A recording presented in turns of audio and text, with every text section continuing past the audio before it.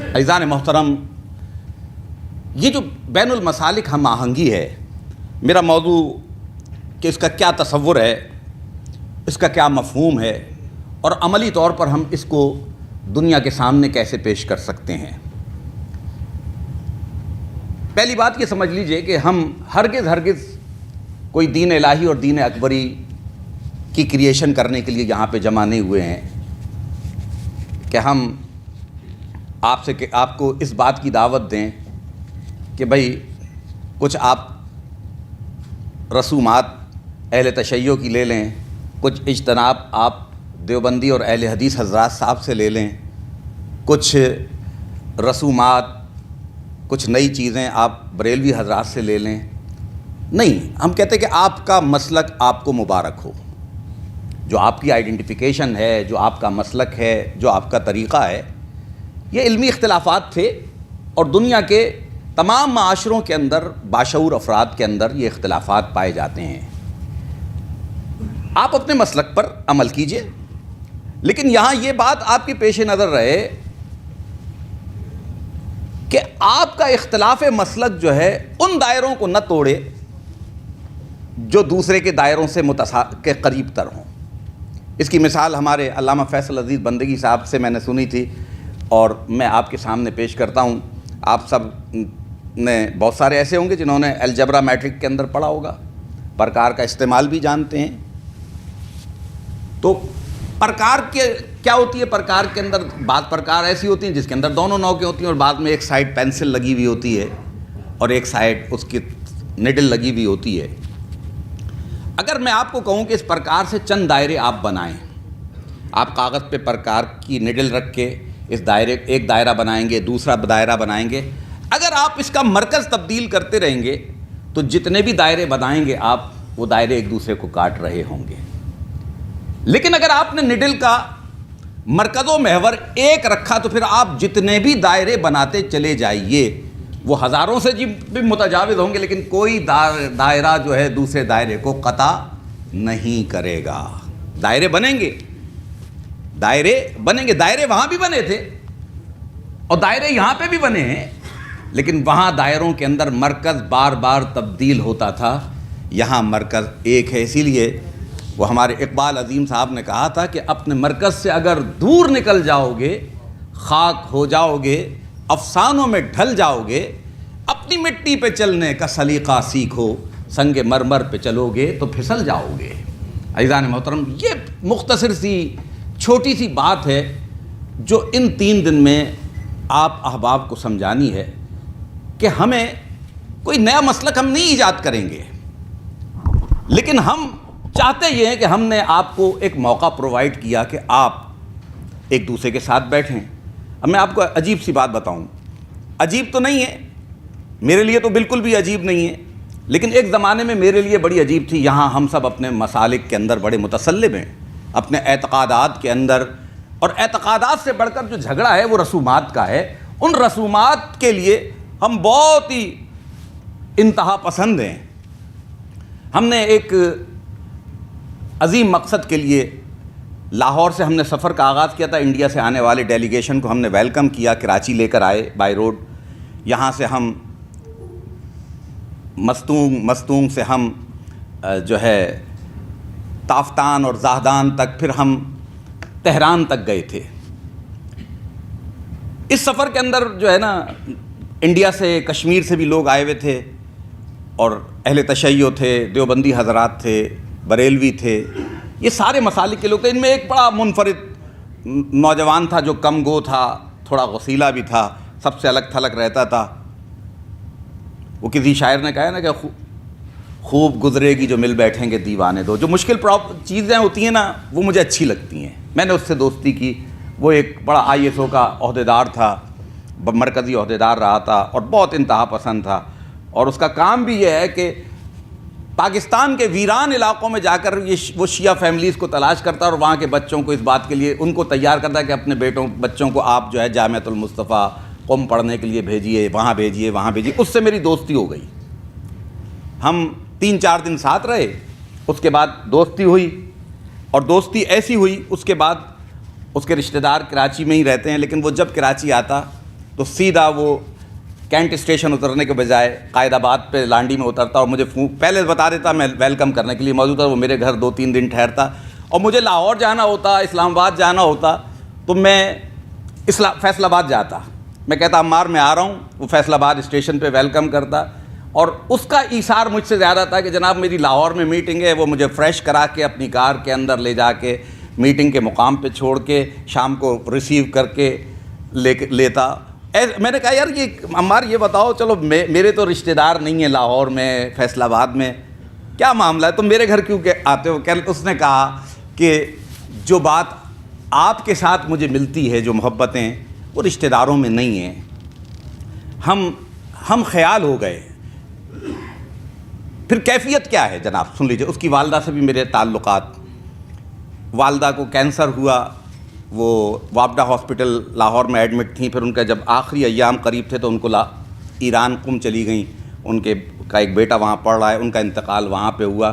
ان کی پہلی برسی دسمبر میں تھی اور میں جمعیت علماء پاکستان میں ہوں اور مرکزی اجلاس تھا ہمارا شورا کا. میں گیا تو اس نے کہا کہ آپ آ رہے ہیں نا, تو والدہ کی برسی ہے, مجلس سے آپ نے خطاب کرنا ہے. یار یہ تو بڑا مشکل مسئلہ ہے. ویسے میں یوم حسین میں جاتا ہوں اور ویسے چلا جاتا, لیکن مجلس تو بہرحال اس نے زیادہ جب زور دیا تو میں ان کے گھر میں گیا. انہوں نے گھر میں اہتمام کیا ہوا تھا اور ممبر کی جگہ کرسی رکھ کے اس کے اوپر سیاہ کپڑا ڈال رکھا تھا. میں جب مجھے موقع ملا میں نے گفتگو کی تو وہاں میں نے جو بات اپنی محبتوں کے ساتھ جو بات عرض کی وہ یہ کی کہ دیکھیں ہمیں علم کی بے حرمتی پہ ہماری آنکھوں میں سرخی آ جاتی ہے. اب بریلویوں میں کوئی سلام نہ پڑھے نا, اسے ہم بے ادب کہتے ہیں, گستاخ کہتے ہیں. جو 11ویں 12ویں کو نہ مانے. ہمارے سارے جھگڑے رسومات پر, اکابر پرستی پہ مشتمل ہیں. یہ ہمارے اکابر کو یہ کہتا ہے, یہ ہمارے اصاغر کو یہ کہتا ہے.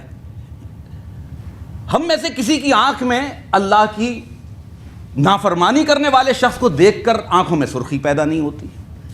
ہماری پیشانی پر بے نمازی اور سود خور کو دیکھ کر بل نہیں آتا. رسومات کے لیے ہم سب جھگڑنے کے لیے ایک دوسرے سے تیار ہیں. تو اس رویے کو, یہ چیزیں بھی ہمارے لیے قابل غور ہیں.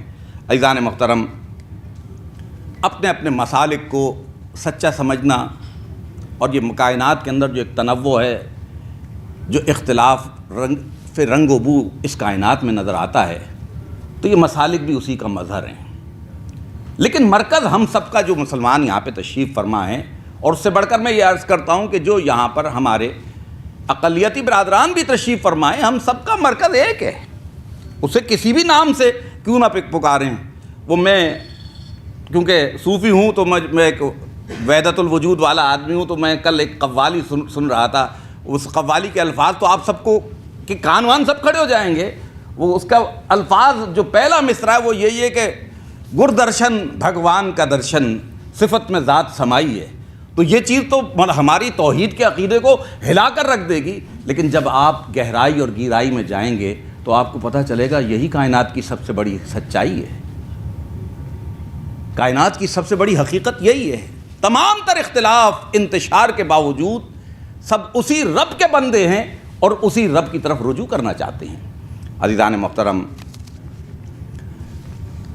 چند ایک باتیں, ویسے تو میں یہ ساری باتیں آپ کو بار بار ریپیٹ کرائی جائیں گی کہ دیکھیے اختلاف کے اندر, علمی اختلاف کے اندر ہمیں برداشت کرنی چاہیے, اپنے اندر متانت پیدا کرنی چاہیے.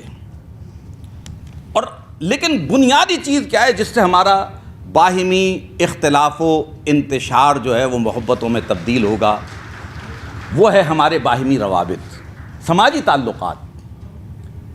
آج 3 دن تک ہم جب یہاں پہ رہیں گے, میں پھر وہ اپنی ایک پرانی بات بھی آپ کی خدمت میں ریپیٹ کر دوں کہ ایسی نشست 2 سال پہلے اسی ہوٹل کے اندر 3 دن کے لیے تھی. اس میں سجاد مدنی, میں اور بہت سارے لوگ جمع تھے. تو ہم تقریباً 18 یا 20 شرکاء تھے. تو تعارفی نشست میں میرا نمبر جو تھا کوئی 16واں 17واں تھا. سب نے, ہمارے مجتبیٰ راٹھور صاحب اس کو آرگنائز کر رہے تھے, تو انہوں نے کہا تھا کہ بھئی اپنے تعارف کے ساتھ, کھلے دل کے ساتھ آپ کو اپنا مسلک بھی بتانا ہے. جب میری باری آئی تو کیونکہ میں اس آگ کے دریا سے گزر چکا ہوں, وہ بڑا مشہور شعر ہے نا, ہے تو فلمی لیکن حقیقت پہ مبنی ہے کہ یہ عشق نہیں آساں بس اتنا سمجھ لیجئے ایک آگ کا دریا ہے اور ڈوب کے جانا ہے۔ میں اس آگ کے دریا سے گزر چکا تھا، تو جب میں تعارف کے لیے کھڑا ہوا تو میں نے کہا کہ میرا نام سید عقیل انجم قادری ہے، میں جمعیت علماء پاکستان سے تعلق رکھتا ہوں، یہ عہدہ میرا ہے، میری کوالیفیکیشن یہ ہے، اور میرا مسلک مسلک اعتدال ہے۔ سارے علماء کرام جو وہاں پہ تشریف فرماتے، میں تو طالب علم تھا، سب ہنس پڑے، بعض نے اعتدال کو اعتزال بھی کہا۔ میں نے کہا کہ بچوں 3 دن گزرنے دو، پھر دیکھنا کیا تمہارا حال ہوگا۔ اور 3 دن گزرے، اس کے بعد جو نتیجہ نکلا وہ نتیجہ یہ ہے کہ جبار عبد الناصر دیوبندی ہے، عظمت رحمانی دیوبندی ہے، وہ ہمارا دوست ہے، اچھا دوست ہے، اور بہت سارے اہل تشیع کے اندر جو لوگ تھے وہ ہمارے بڑے اچھے، علامہ علی کرار نقوی صاحب اہل تشیع کے ایک ممتاز عالم دین اور خطیب ہیں، وہ ہمارے بے تکلف دوست ہیں۔ اور جتنے وہاں پہ جو لوگ تھے، جس رشتہ اخوت میں ان 3 دن کے اندر بندھے، اس کا نتیجہ ہم اس سوسائٹی کے اندر بہت خوب انداز میں دیکھ رہے ہیں۔ عزیزان محترم، آپ کو یہ میری باتیں جو میرے اپنے مسلک کے لوگ ہیں اور جو مجھے جانتے ہیں ان کے لیے تھوڑی سی عجیب سی بھی ہوں گی، لیکن میں آپ کی خدمت میں عرض کرتا ہوں، جو مجھے جانتے ہیں وہ جانتے ہیں کہ میں مولانا شاہ احمد نورانی رحمۃ اللہ تعالیٰ علیہ کے بہت میں تو ان کے پاؤں کی خاک کے برابر بھی نہیں ہوں، لیکن ان لوگوں میں سے تھا کہ جو ان کے قریب رہا کرتے تھے، اور ہم نے دنوں رات ان کے ساتھ گزارے ہیں۔ ایک لفظ ہم اپنے اکابر کے متعلق پڑھتے ہیں کہ جو ہمارے جو فلاں بزرگ تھے وہ وسیع المشرب تھے۔ کیا تھے ذرا؟ وسیع المشرب تھے۔ اس وسیع المشرب کے معنی آپ سمجھتے ہیں کیا ہوتے ہیں؟ ان کی محفل کے اندر ان کا جو قلب کا جو خیمہ تھا وہ بڑا وسیع تھا۔ ان کے دوست، ان کے احباب، ان کے ہم مجلسی لوگ تمام مسالک سے تعلق رکھتے تھے، اور ان کی محفل میں آتے تھے تو محبتیں پاتے تھے۔ اور ہم تو ویسے صوفی ہیں، تو صوفیہ کا تو مسلک جو ہوتا ہے نا وہ بڑا اعلیٰ و عرفہ ہے، ان کا وہ ہر کسی کے لیے اپنا دیدہ و دل فرش راہ کیے رہتے ہیں۔ ان کا تبلیغ کا انداز بڑا منفرد ہوتا ہے، وہ محبتوں کے ذریعے لوگوں کو اپنا اسیر کرتے ہیں۔ آج یہ بہت بڑا جھگڑا ہے کہ اسلام تلوار سے پھیلا ہے یا کتاب سے، تعلیم سے پھیلا ہے، علماء کے خطبات سے پھیلا ہے، مبلغین کی محنتوں سے پھیلا ہے۔ جس بر صغیر میں ہم رہتے ہیں، اس بر صغیر میں تو اسلام خواجہ معین الدین چشتی اجمیری رحمۃ اللہ تعالیٰ علیہ کی نگاہ فیض سے پھیلا ہے۔ انہوں نے کرامتیں نہیں دکھائیں، ان کا کیریکٹر تھا، ان کی مسکراہٹ تھی جو لوگوں کو اپنا اسیر کر لیا کرتی تھی۔ عزیزان محترم، آج جس معاشرے میں ہم ہیں اس کو نہ جانے کس کی نظر لگ گئی۔ وہی لوگ جو سب بنیان منصوص بن کر پاکستان بنا رہے تھے، اس میں مسلک مذہب کا کوئی اختلاف و انتشار نہیں تھا، کوئی ناراضگیاں نہیں تھی۔ علامہ عبدالحامد بدایونی، مولانا شبیر احمد عثمانی، اپنے مولانا داؤد غزنوی اہل حدیثوں میں، اہل تشیع میں اور اکابر تھے جو قائد اعظم کے شانہ بشانہ پاکستان بنانے کے اندر شریک تھے۔ ان کو پتہ نہیں کس کی نظر کھا گئی کہ وہ اختلاف اور انتشار کا شکار ہو گئے۔ عزیزان محترم،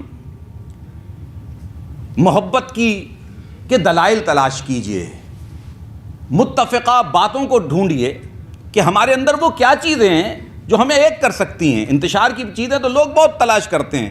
شہد کی مکھی بنیے۔ مکھیاں 2 قسم کی ہوتی ہیں، ایک شہد کی مکھی ہوتی ہے، جب وہ باغ میں آتی ہے تو اس پھول کو تلاش کرتی ہے جس پھول کے اندر زیادہ خوشبو اور زیادہ رس ہوتا ہے، اور ایک مکھی وہ ہوتی ہے جب وہ آتی ہے تو وہ زخم تلاش کرتی ہے، گند تلاش کرتی ہے اور اس گند پہ جا کر بیٹھتی ہے۔ اب فیصلہ مجھے اور آپ کو کرنا ہے کہ ہم کون سی مکھی بنیں گے، شہد کی مکھی بنیں گے یا گندگی تلاش کرنے والی مکھی بنیں گے۔ عزیزان محترم، میں جانتا ہوں، میں علماء کی صف کے اندر طالب علموں کی حیثیت سے حاضر رہتا ہوں، میں جانتا ہوں کہ ہمارے معاشرے کے اندر اس شعلہ بیان شخص کو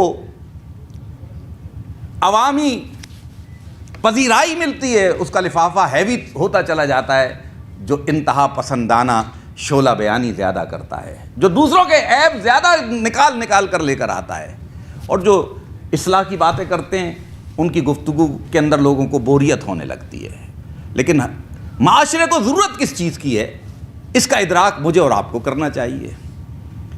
عزیزان محترم، میں یہاں پر آپ کے سامنے اتحاد بین المسلمین کی 2 مثالیں پیش کرنا چاہوں گا۔